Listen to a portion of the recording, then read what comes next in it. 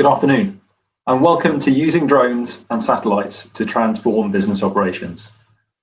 Thank you for taking the time to stream this, and thank you to Bristol Tech Fest for putting together a great event in these continuing tumultuous times. My name is Chris Coates, and I'm the Air Mobility and Sustainable Aviation Lead at Deloitte North South Europe, Deloitte NSE. I have 20 years experience in aviation, predominantly on military transport and surveillance platforms. I'm a chartered engineer and a graduate flight test engineer. And most recently, prior to Deloitte, I held maintenance and continuing airworthiness manager roles. Outside of the day job, I'm also partway through an MSc in renewable energy technologies. This time it's with Loughborough University, but my connection to Bristol goes back some time because my original degree, my undergraduate, was at Bristol University. So I have a great affiliation and a great soft spot for the city of Bristol. Throughout the session, we will cover digitisation of physical assets using data sourced from drones, satellites, and other collection media. I'll talk about ways to create a digital copy of the physical asset and interface with digital, cloud-based business management and analytics tools. I'll also cover how you build your business around this new digital environment to make decisions in near real time, creating a new paradigm in your organization.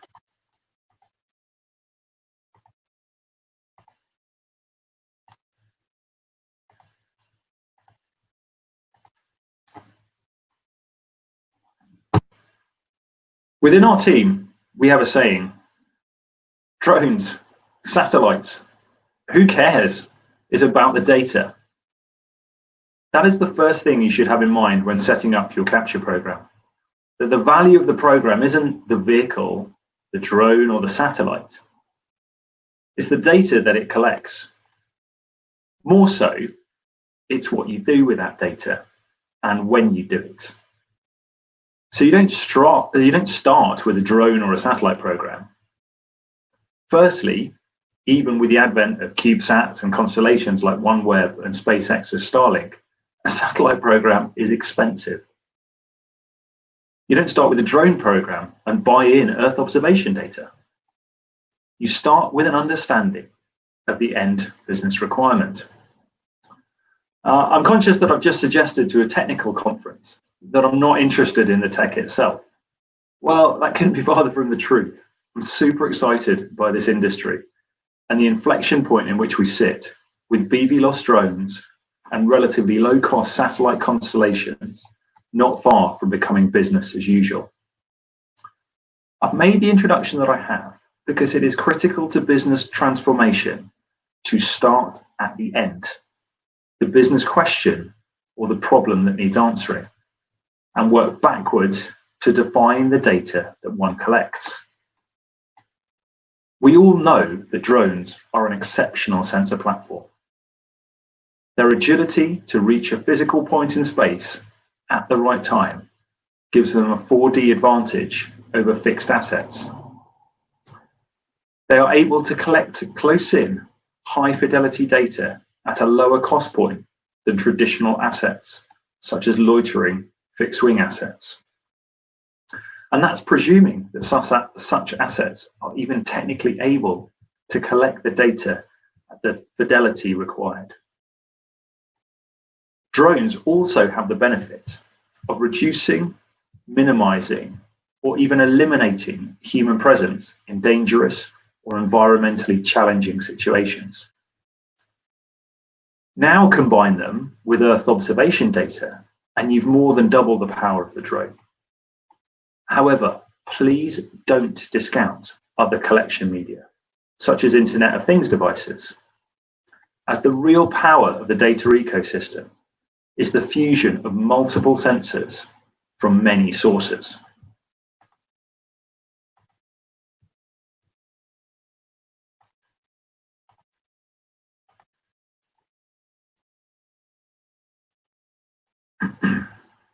So having collected all this data, what do you do with it? You use the drone, satellite, and other data to fuel the digitisation of the as-is world. And then you update the data with repeat surveys at an appropriate periodicity. We're not talking about a jet turbine engine spinning at tens of thousands of RPM, which needs updating at an incredibly high frequency. So the repeat survey periodicity only needs to be as often as the physical asset is likely to change in a way that is detrimental to its efficiency or its safety. Now we've recreated the physical asset, we can show what is happening to it digitally, its twin. But please do not consider the asset on its own, because the digital twin is so much more when it encompasses systems and processes.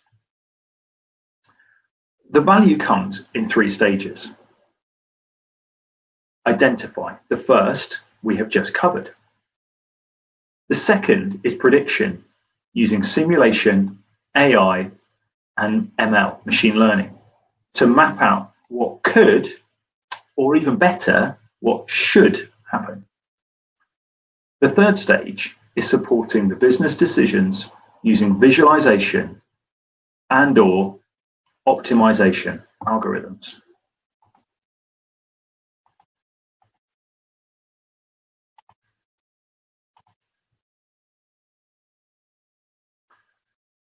Accurate digital replicas enable stage 2 by allowing exploration and experimentation with business or operating environments. Simulation, AI, ML, and cloud-based data fusion allow you to supercharge digital twins to be more powerful than just 3D models. Quantitative assessment and analysis in the digital environment allows modeling of potential performance to understand how an asset, system, or process will respond to a particular set of events, decisions, or changes. By incorporating simulation, digital twins are increasingly being used to support real-time strategic or operational decisions, improving performance and generating measurable value. Optimization algorithms allow you to wargame changes in the digital world to do a number of things. These include predicting future performance of new systems, understanding the impact of different interventions, experimenting with complex trade-offs, and achieving real-time monitoring and optimization of the system, infrastructure, or process. So let me give you an example for experimenting with complex trade-offs. Take mobility, be that people or cargo. There are multiple players. Infrastructure like vertiports, operators, vehicle manufacturers, local authorities, third parties over which the people will fly, and the list goes on. They all have similar but subtly different priorities, perhaps with the exception of third parties. Priorities when it comes to economics, society, and climate. A system designed to optimize one of those 3 will unlikely be acceptable to those focused on one of the others.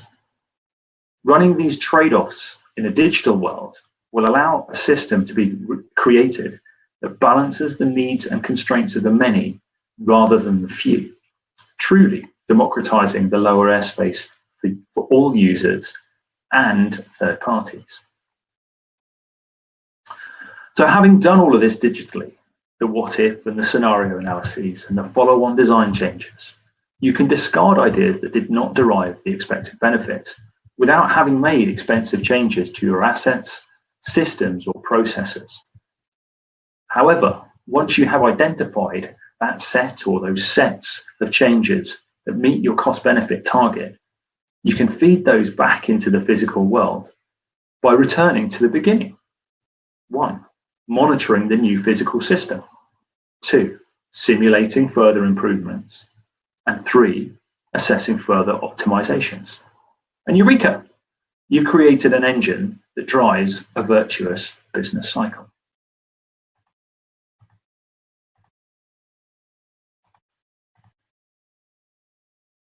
Right, Let's bring this back to where we started.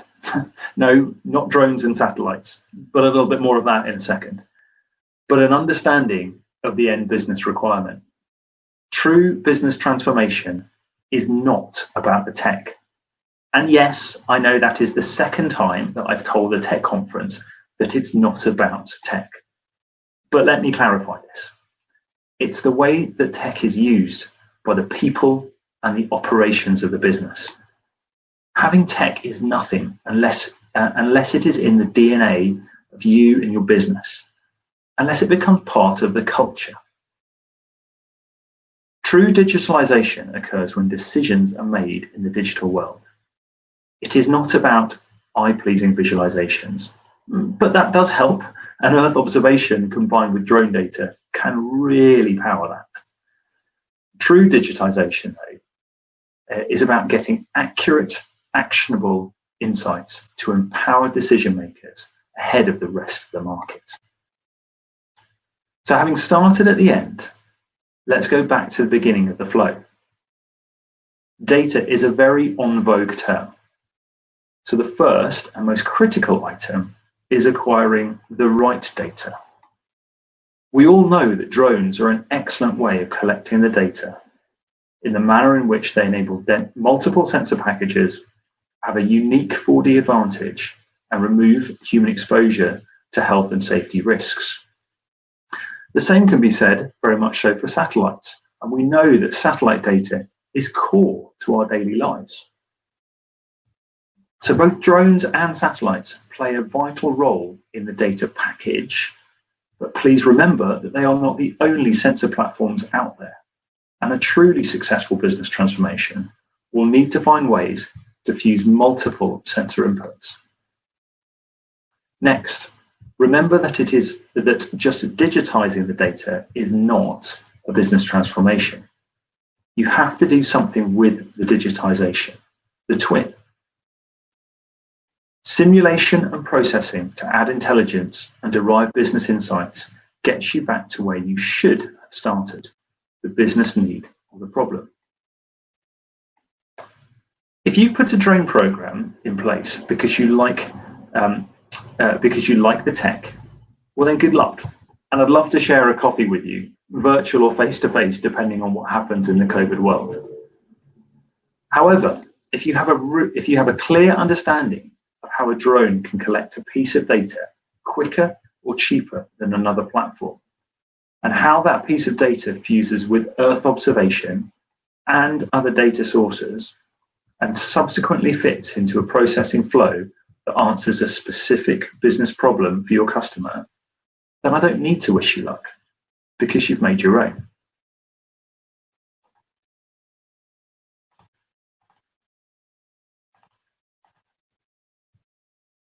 Before we conclude though, I'd like to talk about drone and satellite fusion, not in the context of data acquisition, but with satellites enabling the drone operation itself. We all know satellites provide positioning data as we use it in our daily lives. Drones are the same. They need to know precisely where they are, and that position needs to be accurately fed back to the drone operator. This is obviously critical for BV loss operations beyond visual line of sight operations. So the downlink for BV loss operations is so much more than important than for line of sight operations. In areas of poor mobile communications and where geographic features block radio signals, SATCOM can offer that downlink service as either the primary link or as a secondary one for redundancy. We've been very fortunate to be part of the team that received some European Space Agency funding this year to enhance an algorithm that switches between mobile and satellite communications. The communication links are also not just about vehicle control. They are the pipe to get the data from the sensors in the most expeditious manner. So a reliable communications link is critical to getting the data in at the front end of your data flow and generating that business insight we've been talking about. And also, don't forget that drones are not just air vehicles and can operate vast distances from any alternative data links to SATCOM. I'll give you an example on the slide of SeaKit, an unmanned surface vessel, and there are unmanned ground vehicles as well that rely on this in extreme environments.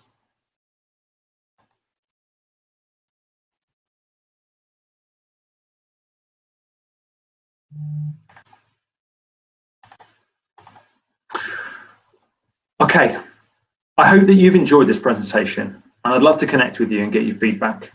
I'll come across to the questions in a moment, but if you are interested in hearing more from us, then me and my colleagues, do please reach out to us. Jim Cranswick, who hopefully will join us later for some of the Q&A but couldn't be here for the presentation, and my other colleague James Smith for Counter Unmanned Aviation. Do let me conclude though by being 100% drone and 100% positive. We are at a pivotal point in the industry, and I, like all of you I'm sure, am tremendously excited in the tech, in what extensive BVLOS operations will catalyse. We are seeing drones going from the prototype or R&D space to business as usual.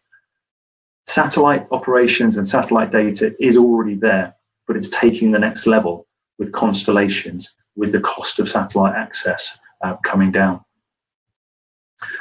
When you combine BVLOS with edge computing and the shift to accessible cloud-based storage and processing, which enables those process-heavy simulations such as Monte Carlo, this is an acceleration point for adoption. And I'm honoured to be a very small part of a community which is driving drones and space to the forefront of business and society. Thank you for listening. I'll come to the questions in a moment.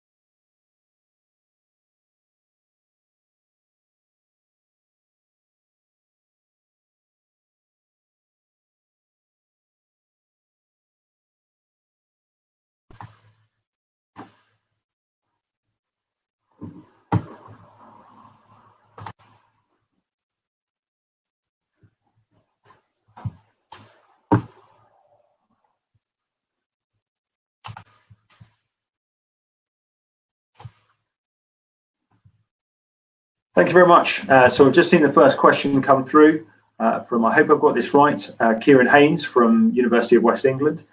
And the question is, how widespread is drone mapping as a service? And is it easy to find suppliers?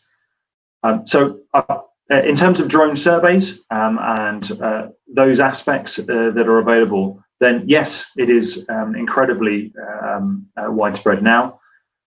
Finding suppliers is still emerging, but there are a number of leading companies that are out there.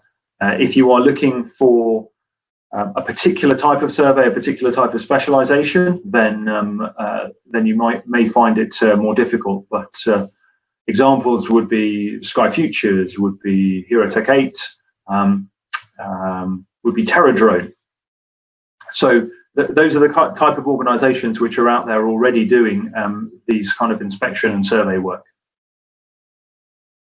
And then you followed up by asking further with respect to the detail needed to help influence operations. So if you are looking at how to influence those operations, then I presume you mean how to accelerate that as a process and how to build efficiencies within your process. For me, it comes back to you need to know what your business need is, what your problem is. You need to put together a business case for why you're going to firstly do it and why drones or satellite imagery is the best way of doing that. If you write that business case in detail, you identify what your options are, then that will help influence your operations. It will also help you drive with those decision makers who may be averse and may not be used to the technological advantages of drones, because you'll be laying that down in very simple terms for them to see the benefits of it.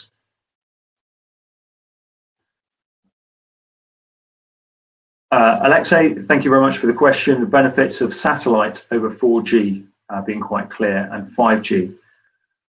You then go on to ask about whether the coverage will be sufficient and whether we'll need satellite support. I think that's an excellent point. 5G will enable an absolute order of magnitude change in the bandwidth and the speed and the latency. But there are huge coverage issues with respect to 5G because of the aerials needing to be so much more prominent. So what you'll find is there's a lot of options out there where 4G will be sufficient. There are also innovative solutions, for example, Elsight, where they're using products which combine multiple SIMs, so you're effectively increasing your bandwidth through that. And then also that can interface with a satellite link.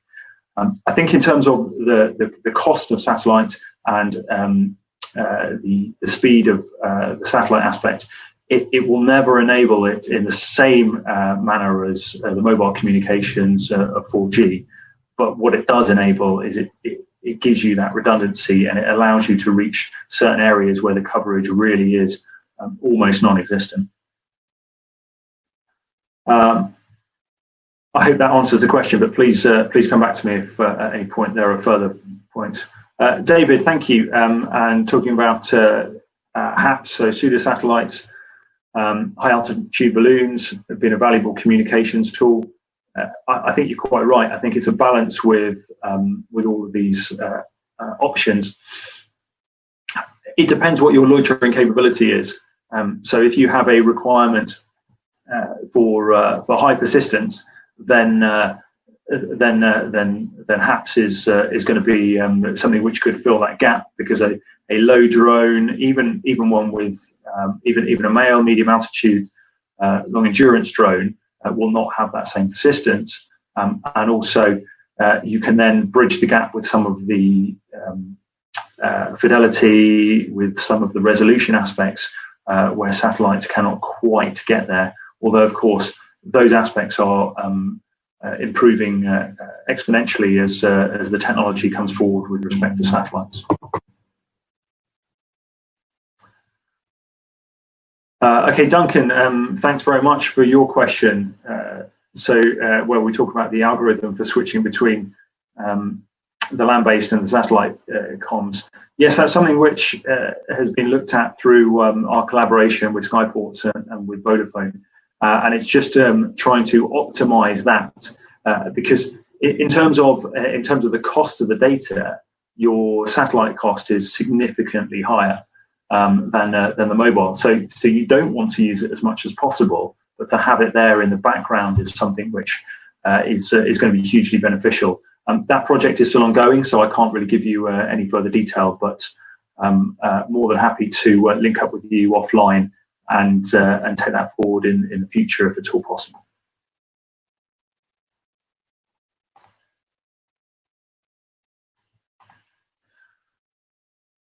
At the moment, that's dried up slightly with respect to the responses, and thank you for those who have come back to me and said that my answer covered their question. And it's great to see somebody from the University of West of England, because I know that UE is doing some great stuff with drones. It's also doing some really interesting things with how you take those point clouds through, compress them using mesh models, and make the data easier to handle to get you some really good opportunities as you flow through the data for those digital twins. So good on UE, and good on the academic institutes of Bristol for continuing to push all of this tech.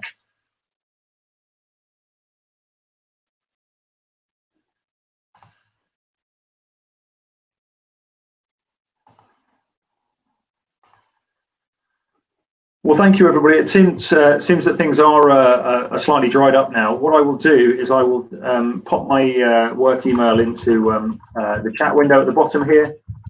If you do have any further questions or would like to take them offline rather than the wider forum, then please do drop me a note. It would be great to connect It'd be great to get feedback with respect to some of the comments that I've made. We're always looking to improve our thoughts, and I'm always looking to improve this if at all possible. Good to see Charlie Penn and James Clayton pop up, names of old from my Air Force days. So good to see you guys. Duncan, thanks very much for coming back with another question. Clients appreciating the value in changes, or do they just see it as a way to reduce costs? I'd say probably almost no to both. No and yes to both, I should correct myself. With respect to the reduction of costs, yes, and that could be in terms of the inspections that come in, that you don't need to send people out, so you're not wasting travelling. Social distance world, in an environmentally sustainable world, that's brilliant. That's exactly what we want to be doing to minimise that. So that's a specific cost reduction that you can say, and sometimes it starts with that, especially with the drone inspection. And the Earth observation data inspection. But actually the appreciation of the value is still not 100% understood. And that's where I come back to, looking at it from the point of view of digitalization. It's making decisions in the world. Jim Cranswick and I have a bit of a joke that if at all possible, we would like to get away with visualizations because they're not necessary. What should happen is the AI, the ML, some of the automation aspects should be able to make these decisions for you and give you the answer at the end. But humans are humans. This is culture. We're still taking the steps forward. So people still like to look at something, and they like to make a decision based on something they see. That's why 3D models are very much in vogue, and there's some great stuff out there. And I'm sure a number of you listening in will have companies that produce 3D models. I love them. I think it's amazing. I think the power of what they can bring is huge. It's a stepping stone in that cultural transition as people get more and more digitally savvy, digitally averse, and immerse their business and their DNA into that. So I think it's a journey. Is the answer I'd say on that, and I think we're on the way, and we're probably at the beginning of where some of that value can truly be achieved.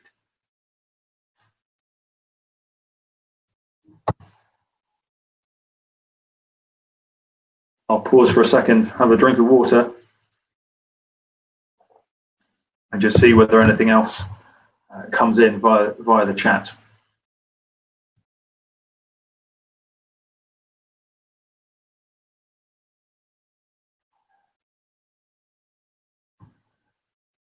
Well, on that note, I feel that you've let me off fairly lightly with respect to that, which means that either my presentation was absolutely excellent and I covered most of your questions through that, or I slightly missed the mark. I really hope it's the former. But as I say, please do get in touch. Do give me some feedback on this. And also, if you want to know a little bit more about the satellite and the space aspects, then my colleagues, Alex Bird, this is led by Alex Bird at Deloitte, who works out of the Bristol office. So another shout out for the Southwest there. More than happy to put you in contact with him, and he could focus a little bit more on the satellite side, whereas I have naturally focused a little bit more on the drone side with my specialisation. So good luck to all of you. Enjoy the rest of your day. Stay safe, and enjoy the rest of the Bristol Tech Festival contributions and content that is out there. Take care, everybody. Goodbye.